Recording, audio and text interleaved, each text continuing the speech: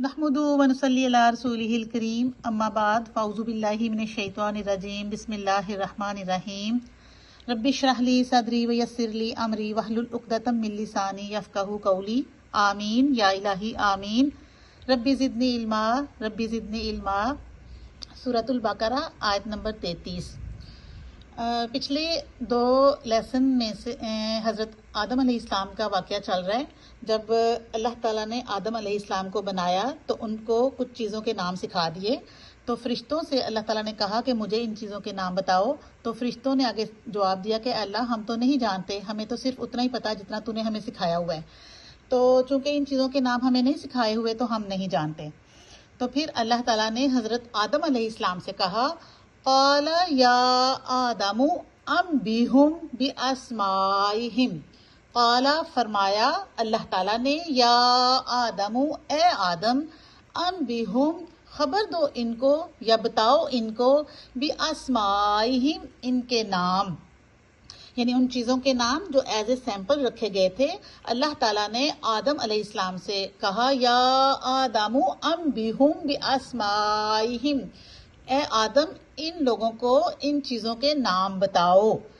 فلما انبأہم باسمائہم، فلما پھر جب انبأہم انہوں نے بتا دیا، یعنی حضرت آدم علیہ السلام نے بتا دیا باسمائہم ان کے نام۔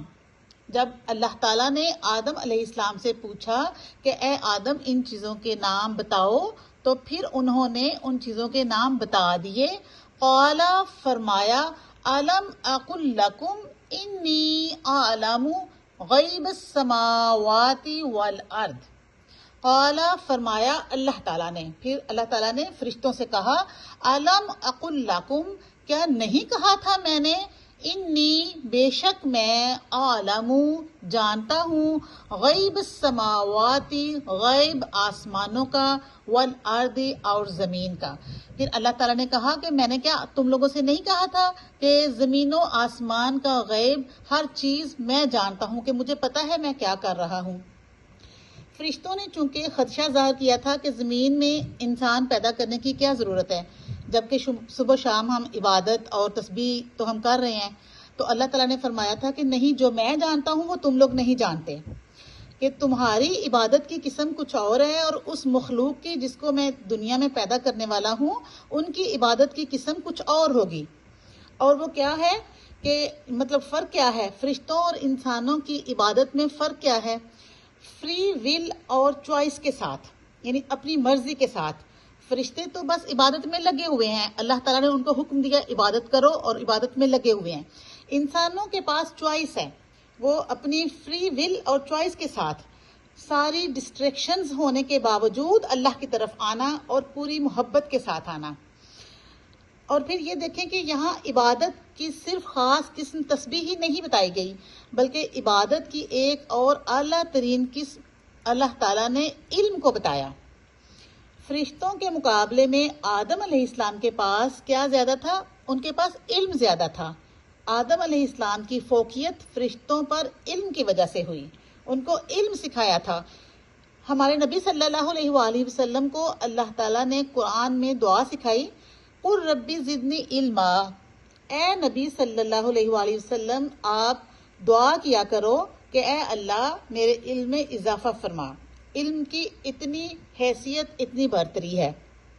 اور یہاں پر اللہ تعالیٰ نے یہ بھی بتا دیا کہ غیب کا علم صرف میرے ہی پاس ہے، تو جس کو جتنا میں علم دوں گا وہ بس اتنا ہی جانتا ہے، اس کے علاوہ کوئی بھی غیب کا کوئی علم نہیں جانتا۔ اللہ تعالیٰ نے جو کہا انی اعلم غیب السماوات والارض، زمین اور آسمانوں کا غیب کا علم میرے ہی پاس ہے۔